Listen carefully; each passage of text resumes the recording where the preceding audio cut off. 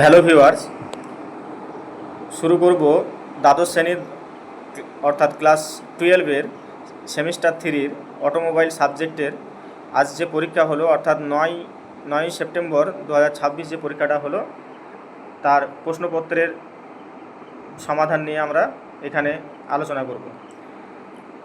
দেখো, তোমাদের এখানে প্রথমে যে সাবজেক্টের উপরে যেটা লেখা আছে সেটা হচ্ছে যে question booklet serial number. Question booklet serial number শুধু 73 নয়, কোশ্চেন বুকলেট সিরিয়াল নাম্বার হচ্ছে এই 73 সঙ্গে এই 7টা নাম্বারও 0001872, এটা প্রত্যেকের আলাদা কোশ্চেন বুকলেট সিরিয়াল নাম্বার। তোমাদের অনেকেরই প্রশ্নের সিরিয়াল আলাদা হয়েছে, তার কারণ হচ্ছে যে এখানে যে কোডটা আছে সেই কোড হিসাবে সেটা কোনটা, সেটা হচ্ছে দেখো প্রথম পৃষ্ঠায় যেখানে নিচে লেখা আছে যে সিরিয়াল নাম্বার 73, এই 56 কোডটাতে কারো দেখবে 56, কারো 57, কারো 58, এই কোডটা অনুসারে তোমাদের কোশ্চেনের সিরিয়াল নাম্বার আলাদা আলাদা হয়েছে। তাহলে চলো শুরু করি যে তোমাদের প্রশ্নের উত্তরগুলো কী হবে দেখি। যে দেখো, প্রথম প্রশ্ন এখানে যেটা করেছে সেটা হচ্ছে যে কোনটি মেটেরিয়াল কনজারভেশনের উদাহরণ নয়। তাহলে কোনটা হবে? তাহলে সঠিক উত্তর হবে ফেলে দেওয়া, অর্থাৎ ইংরেজিতে বলা হয় যে থ্রোয়িং অ্যাওয়ে। তাহলে সঠিক উত্তর হলো একের হলো সি। 2 নম্বরের প্রশ্ন দেখো যে নিম্নলিখিত কোনটি সার্ভিস ম্যানুয়ালের অন্তর্ভুক্ত নয়। এই প্রশ্নটা কমন চলে এসেছে। তাহলে কোনটা সার্ভিস ম্যানুয়ালের অন্তর্ভুক্ত নয়? এর উত্তরটা হবে অপশান বি, গাড়ির রঙের বিকল্প। 3 নম্বর প্রশ্ন কি আছে? 3 নম্বর প্রশ্ন আছে যে সার্ভিস ম্যানুয়ালের মেকানিকদের একটি গাড়ি সম্পর্কে কি জানতে সাহায্য করে। এটাও তোমাদের আমি প্রশ্ন আলোচনা করেছি, এটাও কমন এসছে। তাহলে সঠিক উত্তর হবে প্রযুক্তিগত বিবরণ এবং অ্যাসেম্বলি পদ্ধতি। এর পরের প্রশ্ন 4 নম্বর, যে ভালভ মেকানিজম থেকে সঠিক সিল এবং লিক প্রতিরোধ নিশ্চিত করতে ভালভ সিটে কোন নির্দিষ্ট অপারেশন করা হয়। তাহলে 4-এর সঠিক উত্তর কোনটা হবে? 4-এর সঠিক উত্তর হবে 4-এর ডি। এটাও এসছে তোমাদের প্রশ্ন, কমন এসছে যেগুলো করেছি তার মধ্যে। এরপরে দেখো 5 নম্বর প্রশ্ন। 5 নম্বর প্রশ্ন দেওয়া আছে যে একটি কুলিং সিস্টেমের প্রাথমিক কাজ কি। একটি ইঞ্জিন কুলিং সিস্টেমের প্রাথমিক কাজ দেখো এখানে হবে দহন প্রক্রিয়ায় উৎপন্ন অতিরিক্ত তাপ অপসারণ করা। খুব সহজ প্রশ্ন এসছে 5-এর, তার 5-এর সঠিক উত্তর হচ্ছে ডি। 6 নম্বর দেখো, 6 নম্বর হচ্ছে যে ক্লাচের সঠিকভাবে সংযুক্ত এবং বিচ্ছিন্ন করার জন্য ক্লাচ প্যাডেলের সঠিক ফ্রি প্লে নিশ্চিত করার প্রক্রিয়াটি কী নামে পরিচিত। তাহলে সঠিক উত্তর কী হবে? সঠিক উত্তর হবে 6-এর ডি, ক্লাচ অ্যাডজাস্টমেন্ট। এরপরে 7 নম্বর দেখো, 7 নম্বর হচ্ছে যে একটি স্বয়ংক্রিয় পাওয়ার ট্রান্সমিশন সিস্টেমের প্রাথমিক লক্ষ্য কী। তাহলে স্বয়ংক্রিয় প্রাথমিক লক্ষ্য হচ্ছে 7-এর সঠিক উত্তর হবে ডি, গাড়ির গতি এবং ইঞ্জিন লোডের উপর ভিত্তি করে স্বয়ংক্রিয়ভাবে গিয়ার পরিবর্তন করা। অনেক প্রশ্ন কমন এসছে তোমাদের, যারা ভিডিওগুলো দেখেছো তোমরা নিশ্চয়ই বুঝতে পারছো যে কতগুলো কমন এসছে। এরপরে দেখো 8 নম্বরের প্রশ্ন, একটি তীব্র বাঁক নেওয়ার সময় যদি একটি গাড়ির ডিফারেন্সিয়াল ইউনিট ত্রুটিপূর্ণ হয়ে চাকাগুলোকে বিভিন্ন গতিতে ঘুরতে না দেয়, তাহলে গাড়ির জন্য সবচেয়ে সম্ভাব্য তাৎক্ষণিক পরিণতি কী হবে। তাহলে কী হবে সঠিক উত্তর? সঠিক উত্তর হবে যে তোমার অতিরিক্ত টায়ার স্ক্যাবিং হবে, স্কিপিং এবং ড্রাইভিং ট্রেনের উপাদানগুলোর উপর চাপ হবে। তাহলে 8-এর সঠিক উত্তর হলো ডি। এবার 9 নম্বর প্রশ্নটা দেখো। 9 নম্বর প্রশ্ন হচ্ছে যে যখন একটি গাড়ি বাঁক নেয়, এটাও প্রশ্নটা কমন এসছে, তখন কোন চাকাগুলো কম দূরত্ব অতিক্রম করে। তাহলে 9-এর সঠিক উত্তর কী হবে? তোমরা প্রশ্ন আশা করি পেরেছো, কারণ এটাও কমন এসেছে। তাহলে 9-এর হবে সি, ভেতরের চাকা। তাহলে 9-এর সঠিক উত্তর হলো সি। এরপরে 10-এর প্রশ্ন, যে স্বয়ংক্রিয় ট্রান্সমিশনের প্ল্যানেটারি গিয়ারিং সিস্টেমের কাজ কি। এটা আগের দিনে আলোচনা করেছি ট্রান্সমিশন সিস্টেমে।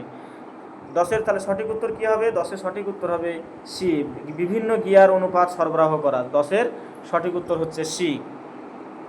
11 নম্বরে দেখো, 11 নম্বরে আছে যে একটি সিআরডিআই সিস্টেমের একটি ডিজেল ইঞ্জিনকে রুক্ষ আইডলিং বা রাফ আইডলিং এবং অতিরিক্ত কালো ধোঁয়া দেখা যাচ্ছে। নিম্নলিখিত মধ্যে কোনটি এর সম্ভাবনা কারণ হতে পারে, যার জন্য বিশেষজ্ঞ নির্ণয়ের প্রয়োজন। তাহলে কি হবে সঠিক উত্তর? 9-এর সঠিক উত্তর হবে 11 সঠিক উত্তর হবে ডি, যে ত্রুটিপূর্ণ জ্বালানি ইনজেক্টর নজেল। তাহলে 9-এর ডি অপশানটা হচ্ছে সঠিক উত্তর। 11 ডি নাম্বারটা হচ্ছে সঠিক উত্তর।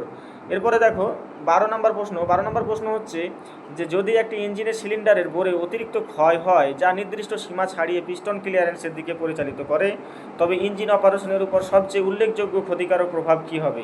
তাহলে 12-র সঠিক উত্তর হবে ডি, কম্প্রেশনের ক্ষতি এবং অতিরিক্ত তেল খরচ। এরপরে 13 নম্বর প্রশ্ন কি আছে? 13 নম্বর প্রশ্নে আছে যে ওভারহেডেড ক্যাম্প প্রণালীতে ক্যাম্পশ্যাফট কোথায় স্থাপন করে? দেখো এটাও প্রশ্ন কমন এসেছে যে তাহলে কোথায়? তাহলে এটা হবে সিলিন্ডার হেডে।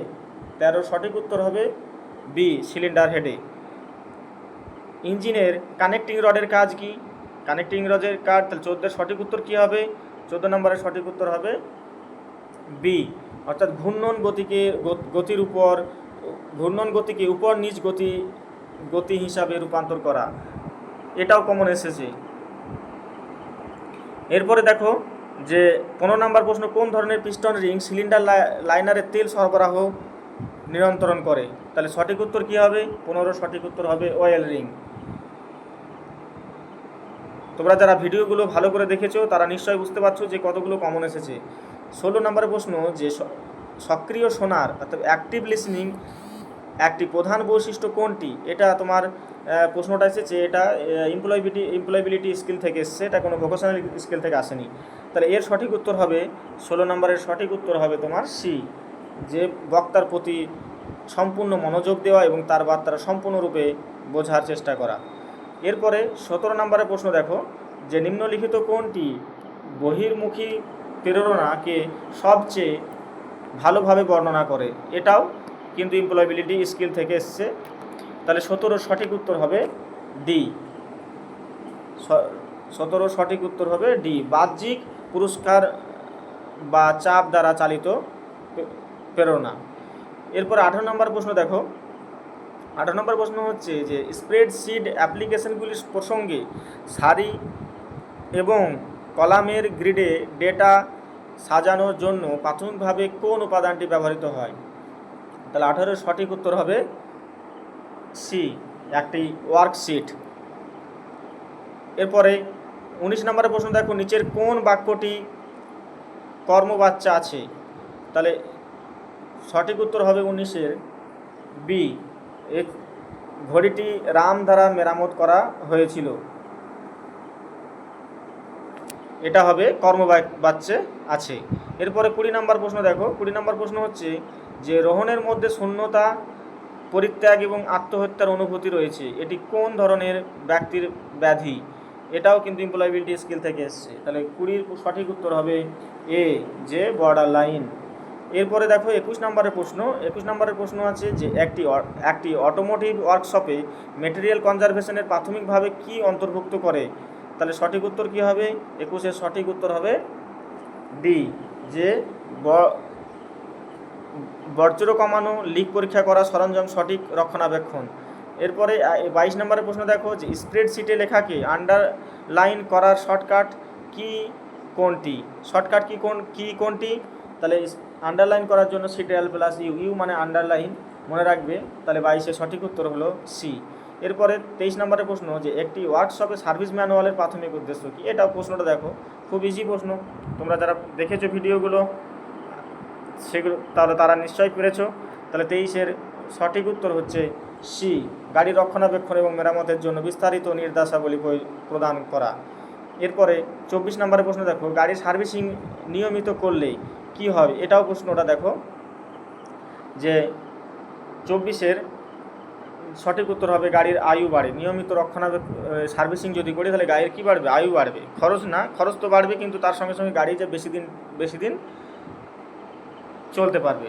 এরপরে দেখো 25 নম্বরের প্রশ্ন হচ্ছে একটি ওয়ার্কশপে নিয়মিত ছিটিয়ে পড়া তরল পদার্থ লিকেজ পরীক্ষা করা কেন গুরুত্বপূর্ণ? তাহলে সঠিক উত্তর কী হবে 25-এর সঠিক উত্তর হবে যে দুর্ঘটনা, পরিবেশ দূষণ এবং মেটেরিয়াল অপচয় রোধ করা। তাহলে এখানে আমরা 25টা প্রশ্ন আলোচনা করলাম। তোমরা যারা বাংলা ছাড়া অন্য ভাষায় করেছো তোমরা এই অপশন দেখে উত্তরগুলো সঠিক করে নেবে।